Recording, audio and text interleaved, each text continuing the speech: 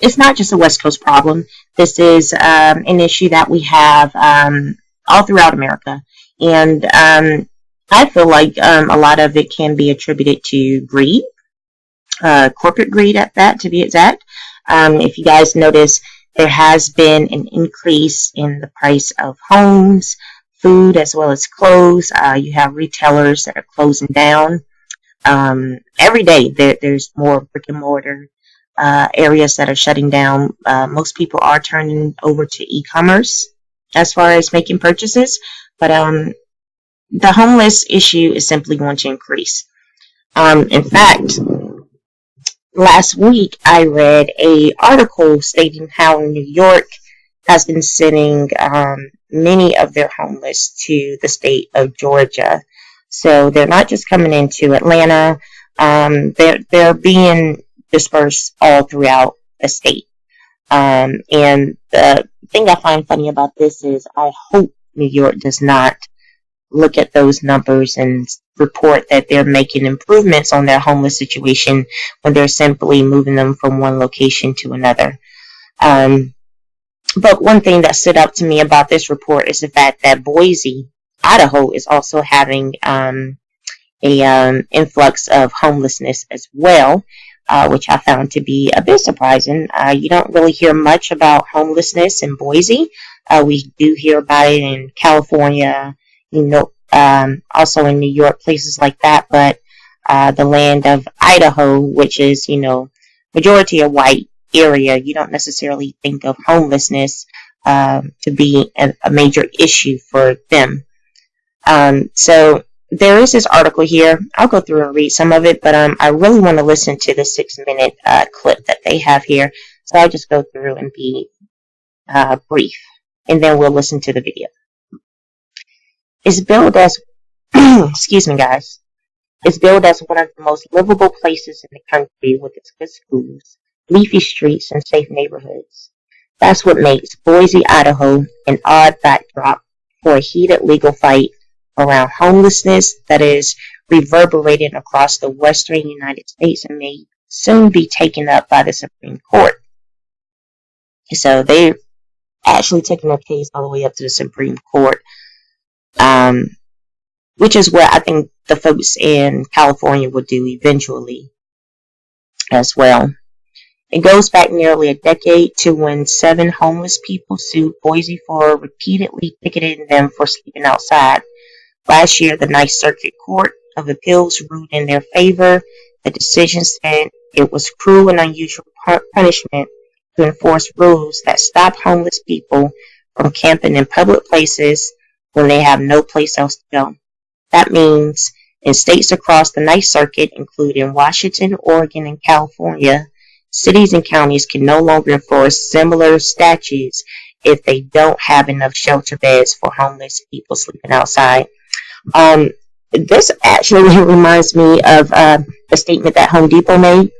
They stated that a lot of their lost goods or a lot of things that have been stolen from their stores is due to the homeless population that they have. I know one of the major spots is the I believe it's the Home Depot in San Francisco that has a really huge camping site for homeless people. They're actually looking at moving their store to another location. That's just how bad the homeless have kind of taken over the parking lot in that area. What I want to do is I want to go through and play this video clip really quick. See what they have to say. Half a million people in this country do not have homes. It's a crisis, and you see it especially clearly along the West Coast. There are tent cities along sidewalks, parks, and highway underpasses, and they're at the center of a huge legal fight. A federal appeals court has put limits on how far cities can go to enforce bans on camping. As NPR's Leila Fadel and Kirk Siegler report, this case could be headed to the Supreme Court. Boise, Idaho is maybe an unusual place to start this story. The homeless crisis is overwhelming the big cities on the West Coast, while Boise bills itself as one of the country's most livable cities, touting its good schools, its safe, leafy neighborhoods, and access to the outdoors. Yet it's this prosperous mid-sized city that's at the center of a divisive legal battle over whether people can sleep on public property. The case goes back nearly a decade to when Pam Hawks and her then partner were homeless here. She says many nights they had no other choice but to pitch a tent in a wooded area along the Boise River. I was like, I just need somewhere to lay my head overnight, and it's not like we left camp up. We always packed up, and we always kept it clean. Yet, police routinely ticketed her for camping in public. I reached Hawks in Spokane, Washington, where she's since moved. She was on a city bus on her way to a job interview. It's kind of frustrating when they call it camping in public tickets, which then I feel it makes me seem like I'm right smack downtown.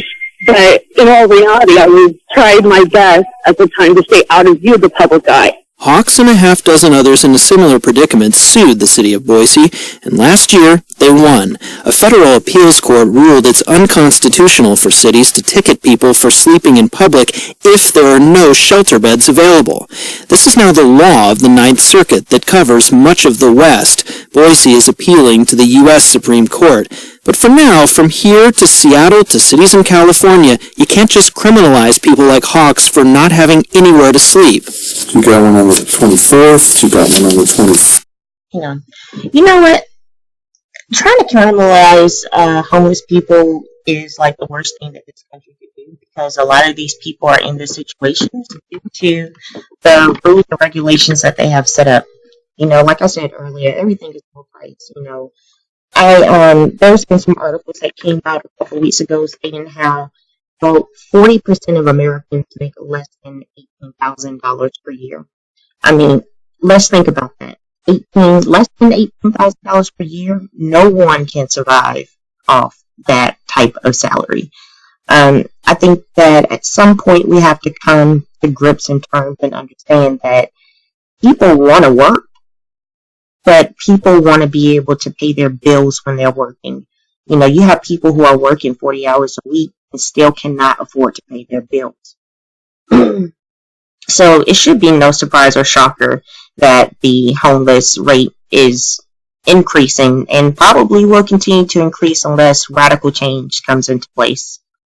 25th. Boise civil rights attorney Howard Baladoff still keeps copies of the dozen public camping tickets Pam Hawks got. She couldn't pay them, so she'd spend the night in jail. Baladoff represents the plaintiffs. The only way to deter a homeless person is to give them a place to live. That's the underlying problem. Even though the homeless Okay, this dude is sitting up here laughing, okay? Talking about the only way to resolve the issue is to give these people a place to live. Yes, true enough, give them a place to live, but it needs to be in stable conditions as well. You know, a lot of times when they say give homeless people a place to stay, they're talking about these shelters that are overcrowded. This is an issue that America could have solved long ago, but has failed to do so. And so they've allowed it to escalate and snowball to get to this point, and now they want to come out here and say something, but we all know that they actually don't have any intentions on resolving anything, to be honest. Even though the homeless population in Boise is much smaller than in big cities, the underlying tensions are the same. The cost of living here is soaring. Boise is now one of the nation's fastest growing cities, and there's an extraordinary affordable housing crisis. Homelessness was a deciding factor in an unusually heated mayoral race here this fall that ended up bitterly dividing two Democrats. The message that won was Lauren McLean's. The part that is missed all too often is the importance of prevention. If we want to prevent camps, we have to prevent homelessness.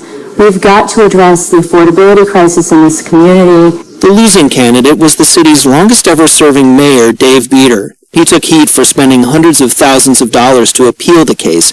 But Beater argues Boise needs the ability to issue some tickets to stop the spread of encampments that he said have taken over West Coast cities like Seattle and Los Angeles, where my colleague Layla Falden is.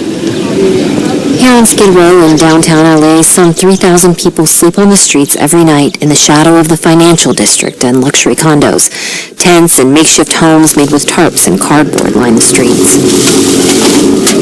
People camping on the sidewalks are shoving their belongings into plastic bags, shopping carts, backpacks, or roller bags, pushing them out of the way before sanitation workers get to their block to fill garbage trucks and power wash the sidewalks.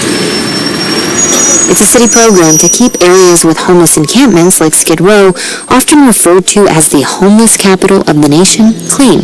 Just another ploy to harass the homeless, making us move when we don't supposed to. That's Juan Brown. He looks on, shaking his head. He's standing on the corner where he slept for 3 years before getting into housing last month.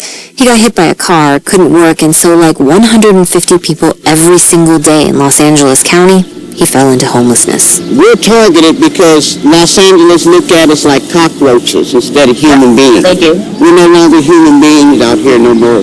Homeless people are cockroaches to society now. There need to be rules on the streets. That's LA City Attorney Mike Fewer. He says he's against criminalizing homelessness, but the Boise ruling is too broad. LA and dozens of other municipalities filed supporting briefs in the Boise case. I want the Supreme Court to issue clear rules that lead there to be certainty in jurisdictions like ours as to how we can regulate constitutionally conduct on our sidewalks. For example, he worries, will the city be burdened with nightly counts of the number of homeless people versus available shelter beds? He says the city has to balance the rights of homeless people with those of business owners and other residents. They complain about the growing number of tent cities, garbage, human feces, and used needles.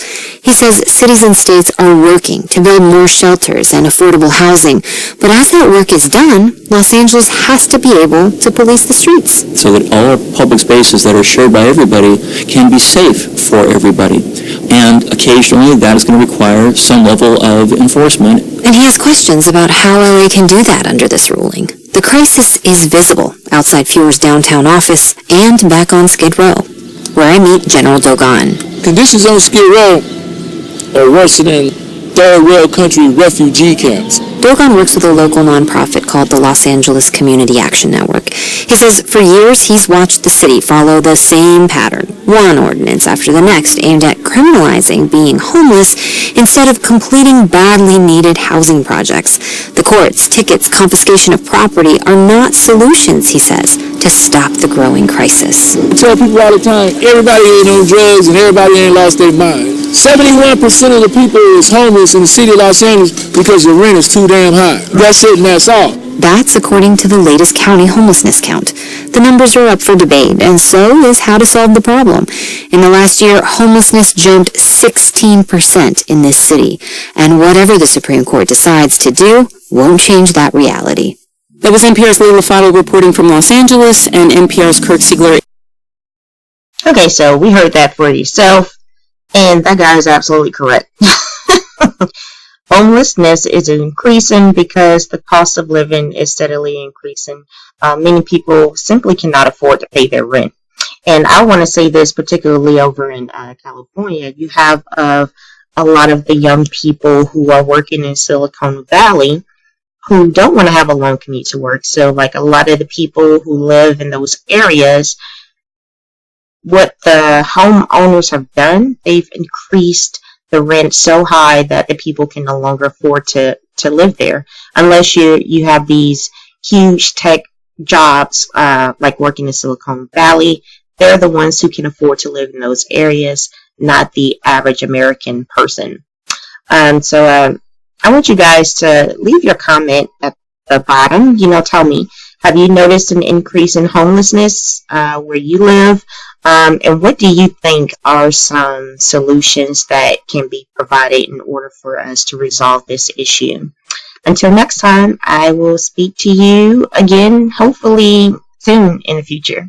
Thanks. Bye.